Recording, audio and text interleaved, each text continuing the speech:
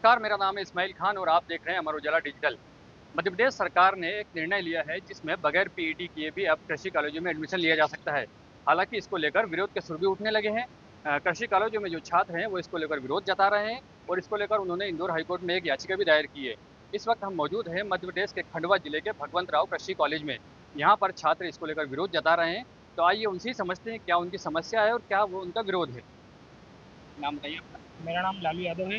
मैं एमएससी कृषि का छात्र हूँ, क्या प्रथम आप वर्ष। यहाँ किस तरह का विरोध कर रहे हैं? जी, हमारा विरोध है सरकार के खिलाफ, क्योंकि जो अभी मध्य प्रदेश में जो सरकार है, मध्य प्रदेश में हाँ, हाँ। मध्य प्रदेश में 4 कृषि विश्वविद्यालय हैं, गैर कृषि विश्वविद्यालय। उनमें 18 महाविद्यालय हैं जिनमें एग्रीकल्चर का कोर्स शुरू किया गया है, जिससे कि हमारा जो कृषि महाविद्यालय है, वहाँ पर जो पीएटी द्वारा एग्ज़ाम होती है, एग्ज़ाम मतलब एंट्रेंस एग्ज़ाम होती है, उसके थ्रू एडमिशन होता है। और अगर ऐसा होगा तो बाकी कॉलेजों में क्या होगा? तो मतलब निजी कॉलेजों में भी अब बगैर पीईटी के एडमिशन हो रहा है। जी, निजी कॉलेजों में नहीं, गैर कृषि महाविद्यालय कॉलेज में। सरकारी कॉलेज है पर गैर कृषि महाविद्यालय कॉलेज। आप क्या चाहते हैं इसको लेकर? अब क्या होना चाहिए? हम ये चाहते हैं कि जैसे कि गैर कृषि महाविद्यालय कॉलेज है, वहाँ पर ये कोर्स शुरू होगा, तो ना तो उनके पास लैब है, ना ही लैंड है, जो कि एक आईसीआर की नियमावली के विरुद्ध है। कि आईसीआर की जो नियमावली है, इसके अनुसार कितनी भूमि होनी चाहिए, कितने प्रोफेसर होना चाहिए, कितनी लाइब्रेरी होनी चाहिए, लेबर ऑफिस होनी चाहिए, वो उन विद्यालयों में नहीं मिली। तो इससे शिक्षा का स्तर गिरेगा। तो छात्रों का मानना है कि जो गैर कृषि कॉलेज है वहाँ पर संसाधन उपलब्ध नहीं है, तो वहाँ पर उस जगह कृषि के जो कृषि से संबंधित कोर्सेज हैं उनकी पढ़ाई किस तरह से हो सकेगी। और समझते हैं और बात करते हैं। मैडम नाम बताइए आपका। मेरा नाम सोनू कपूर है। किस तरह का विरोध हो रहा है ये और क्या मांगे? सर, हमारी यही मांग है कि जो मतलब मध्य प्रदेश सरकार ने जो आदेश निकाला है कि जो गैर परंपरागत कॉलेजों में बिना पीएटी के मतलब 12th पास बच्चों को ही वो डायरेक्ट एडमिशन दे रहे हैं, तो वो बने। तो क्या चाहते हैं, अब क्या होना चाहिए? सर, इसकी जगह यही कि आइए आदेश वापस ले लीजिए। क्या लगता है सरकार आपकी मांगों को सुनेगी, आपके आगे झुकेगी, या ये इस तरह का आपका जो आंदोलन है वो चलता रहेगा? सर, अब जब तक नई सरकार दिखेगी तब तक तो आंदोलन चलते रहेगा। हमारे साथ यहाँ पर और भी कुछ छात्र मौजूद हैं, उनसे समझते हैं क्या उनकी समस्या है और क्या उनका आगे रूपरेखा रहने वाली है। नाम बताइए अपना। मेरा नाम धर्मपाल सिंह राजपूत है और मैं एमएससी का छात्र हूँ।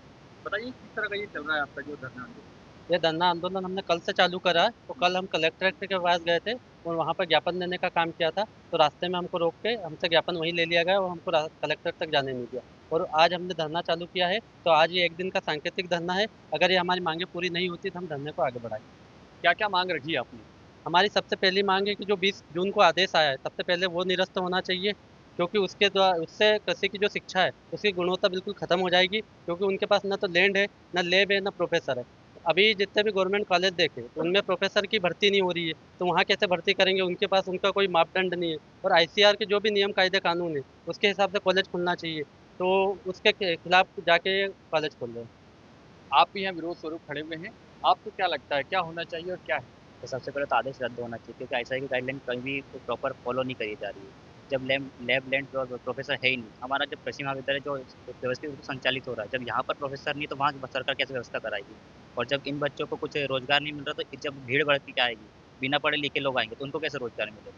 सरकार से जब ये व्यवस्था नहीं हो रही तो इतने सारे लोगों की व्यवस्था वो कैसे करेगी? तो जाहिर सी बात है छात्रों के लिए कंपटीशन भी बढ़ने वाला है इससे। और भी समझते हैं और क्या छात्रों का कहना है। तो बताइए क्या लग रहा है आपको, क्या होना चाहिए? उम, पहले तो जो मध्य प्रदेश प्रशासन ने ये जो नियम निकाला है कि आईसीआर के जो रूल फॉलो नहीं कर रहे कॉलेजेस, प्राइवेट कॉलेजेस, उनमें भी ये कोर्स चालू कर रहे हैं, तो उसको बंद करना चाहिए। क्योंकि उनके पास जो अभी बताया हमारे सीनियरों ने कि प्रोफेसर नहीं है, लाइब्रेरी नहीं है और प्रयोगशालाएँ नहीं हैं, उनके पास ज़मीन नहीं है। तो ये बिना प्रैक्टिकल की कृषि की जो डिग्री है, इसको पूरा नहीं किया जा सकता। उनके पास अधूरा ज्ञान रहेगा और वो आगे सही से किसानों को गाइड नहीं कर पाएँगे। इससे कृषि में बहुत सी समस्याएँ आएगी आगे। जैसे कई वैज्ञानिक भी आएँगे जिससे वो मतलब आगे किसानों को कुछ उन्नत किस्में विकसित करेंगे, या फिर और कुछ जैसे खरपतवारों के बारे में कंट्रोल कैसे करते हैं ये बता नहीं पाएँगे। तो जाहिर सी बात है जब बगैर संसाधनों की पढ़ाई होगी तो नॉलेज नहीं मिल पाएगा, नॉलेज नहीं मिल पाएगा तो कृषि का जो क्षेत्र है वो भी फसलें बर्बाद होंगी। और समझते हैं छात्र वो क्या कहना चाहते हैं, बताएं क्या है? आपकी मांगे हैं और क्या? यस सर, ये जो गैर परंपरागत जो कृषि महाविद्यालय जो खोले जा रहे हैं सर, ये पहली बात तो सरकार को इसका मतलब ये आईसीआर का हक रहता है सर, कि आईसीआर किस नियमावली के अधिकार में ये कॉलेज खोल रही है, क्या उसे मान्यता प्राप्त है?